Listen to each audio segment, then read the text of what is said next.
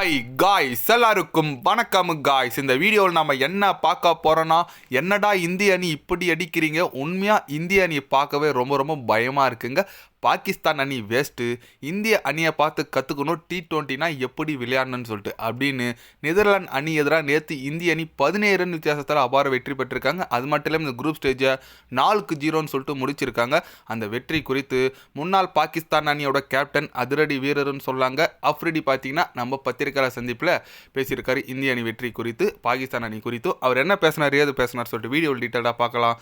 அதுக்கு முன்னே நீங்கள் நம்ம சேனலுக்கு புதுசாக வந்திருந்தீங்கன்னா ஒரு சப்ஸ்கிரைப் மட்டும் பண்ணிவிட்டு வாங்க, வீடியோக்குள்ளே போகலாம். ஆமாங்க, அஃப்ரிடி அவர் என்ன சொன்னாருன்னு கேட்டிங்கன்னா, உண்மையாக இந்திய அணி பார்க்க ரொம்ப பயமாக இருக்குங்க. ஏன்னா T20யில் பொறுத்த வரைக்கும் லாஸ்ட்டாக வேர்ல்டு கப் அடித்ததுலேருந்து இந்திய அணியோட ஆதிக்கம் ரொம்ப ரொம்ப சூப்பராக இருக்குது இந்த வேர்ல்டு கப் வரைக்கும். அது மட்டும் இல்லாமல் பாகிஸ்தான் அணி T20 எப்படி விளையாடணும்னு சொல்லிட்டு இன்னும் அணுகணும்னு நான் நினைக்கிறேங்க. அனுபவம் வாய்ந்த வீரர்கள் அணிகள் இருந்தாலும் அவங்க ஏன் இருக்கிறாங்கன்னு சொல்லிட்டு தான் இருக்காங்க. ஏன்னா அந்தளவுக்கு பெரிய பர்ஃபார்மன்ஸ் அவங்க கொடுக்கல. ஏன்னா பெரிய மேட்ச்சில் பெரிய பர்ஃபார்மன்ஸ் பெரிய பிளேயர் கொடுத்தா மட்டும்தான் அணி வெற்றி பெறும். அது மட்டும் இல்லாமல் இந்திய அணி நேற்று நெதர்லாந்து அணி எதிரான போட்டி கடைசி அவங்க நல்லா போராடினாங்க. நெதர்லாந்து அணி கேமை கைவிட்டு போகிற மாதிரி இருந்தாலும் எடுத்துகிட்டு வராங்க பாருங்கள், அதுதான் கேம் நுணுக்குன்னு சொல்லுவாங்க. அந்த நுணுக்கம் பாகிஸ்தான் கிட்டே இல்லை, அது வெளிப்படையாகவே தெரியுது.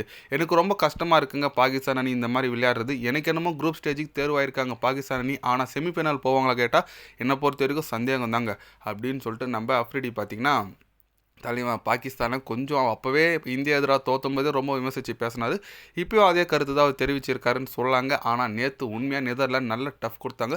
பாகிஸ்தானை கம்பேர் பண்ணால் நெதர்லாண்டே ஓரளவுக்கு நல்லா விளையாடினாங்கன்னு சொல்லாங்க. ஏன்னா நேற்று நம்ம நல்ல ஸ்டார்டிங் விக்கெட்லாம் எடுத்துட்டாங்க. அபிஷேக் சர்மா விக்கெட்டாக இருக்கட்டும், அவர் இஷான் கிஷன் விக்கெட்டு, திலகர்மா விக்கெட்லாம் சீக்கிரமாக எடுத்துட்டாங்க.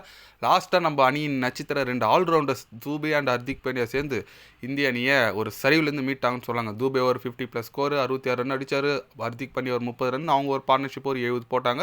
நல்ல ஒரு வெற்றியை நோக்கி இந்திய அணி போச்சு, நல்ல ஸ்கோருக்கு போச்சு. அது மூலிமா வெற்றி பெற்றாங்க. போலிங் அவங்க பேட்டிங்கில் சரிங்க, கடைசி வரைக்கும் வந்து போராடினாங்க.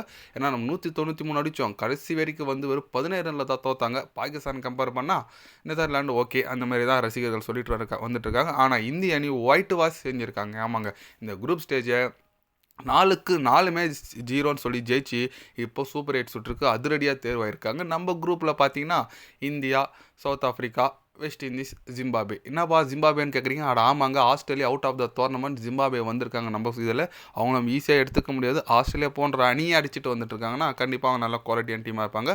நல்லா இருக்குங்க இந்திய அணி இந்தமாரி ஒரு நல்ல ஒரு இதுக்கு போயிருக்காங்க. பொறுத்து வந்து பார்க்கலாம் எந்த மாதிரி அடுத்து குரூப் ஸ்டேஜில் விளையாடுறாங்கன்னு சொல்லிட்டு. நீங்கள் சொல்லுங்கள், நம்ம நெதர்லாந்து அணி எதிராக இந்தியா வெற்றி குறித்து உங்களோட கருத்துக்கள் என்னன்னு சொல்லிட்டு மறக்காமல் கமெண்ட்டில் கொஞ்சம் சொல்லுங்கள். இது போன்ற ஸ்போர்ட்ஸ் நியூஸாக தெரிஞ்சுக்கணுன்னா சேனலை சப்ஸ்கிரைப் லைக் ஒன்று பண்ணிக்கிங்க. கண்டிப்பாக day by day channel update வரும். மறக்காமல் சப்ஸ்கிரைப் மட்டும் கொஞ்சம் பண்ணி வச்சுக்கோங்க. நன்றி, வணக்கம்.